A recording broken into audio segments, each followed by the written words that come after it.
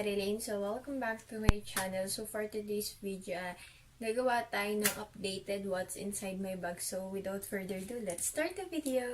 So, guys, ito yung bag ko. Ito siya. Yan. Ano tawag dito? Tote bag ata to or canvas bag. Basta, yon. So, first, yung check natin ay yun dito. Ito sa pinakaloob niya. So, first, ang makikita natin ay earphones. Kasi hindi ako nakakaalis talaga ng walang earphones. Wait lang, ayusin natin. Yan. Ito nga pala super gulong bag. Sakto kasi na umalis ako din pagka uwi ko, naisipan ko mag-film. Para naman, di ba? Alam niyo kung anong klaseng babae ako, kung gaano ako kaburara. Charot! Next ay bottled water. Yan. Binako ko to kanina nung umalis ako. And then, video receipt. Kasi naghulog ako sa bangko. Yan, tapon ko yan. Unang kalat. Sumunod ay itong vitamins ko na Mosigor. Pampataba. Yan. Kasi kailangan kong mag-gain ng weight ngayon. Next ay ang aking wallet. Yan. Paano nilang ba laman nito? Laman niya na lang is 120. Yun. Wala na akong pera. So, alam niyo naman na yung pinakalaman nito kung ano yung nakalagay dito kaya hindi ko na siya papakita. Next ay kalat. Resibo sa bus. Yan. Kasi sa PTEX ako dumaan. Yung bagong landport dito sa may Parañaque. Kasi dito ako umuwi sa Cavite kay Albert. And then, panyo. Sumunod, resibo ulit ng BTO. Pero ito, hindi to yung nagamit kasi may bura to eh. Yan. Ilang kalat na yun? 4. Sumunod ay ang aking makeup kit.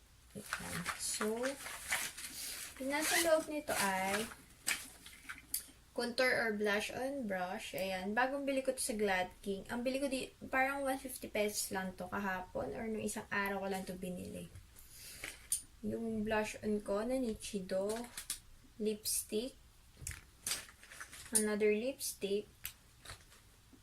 Eyeshadow brush. Kasi yan. Dahil may mga lakad ako kahapon tsaka ngayon. Tapos, ito powdered brush. Dalawang eyeliner. Bali, 3 pala siya. Ito yung bagong bili ko. Liquid eyeliner, mascara, foundation. Tapos, itong primer ko, yung No Shine Mattifier. And then, dalawang, tawag dito, sponge. Ito sa Miniso ko to binili. Bago lang din to. Yung mushroom sponge, yung tawag nila. And then, concealer. Another concealer, yung Fit Me. Ito pala guys, yung Pro Conceal ko sa Says Lady. Then, pangkilay. 3 pangkilay. Ito, ginagamit ko na lang yung pinaka-spoolie niya kasi ubos na to. Isang eyebrow gel. And then, yung sa K palette ko. And then, lip tint. Clay blush. Another brush. Ito yung sa pangkilay. Yung brush na pangkilay. And then, clean and clear powder. Yung compact powder. Highlighter, lip balm, tapos, tawag dito yung pang curl ng lashes. So, yun na. And then, tawag dito, bobby pin. Another bobby pin, tas yung hair clip, and then, hair tie. Basura na naman. Tawag dito, ball pen.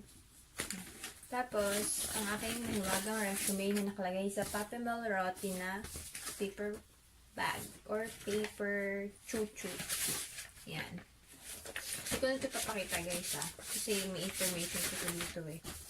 And then, dito naman tayo sa pinakabulsa. Resibo sa bus. What's this? Resibo sa Alpha Mart. Ano ba yan? And then, coins. Meron ako, magkano to? 8 pesos. And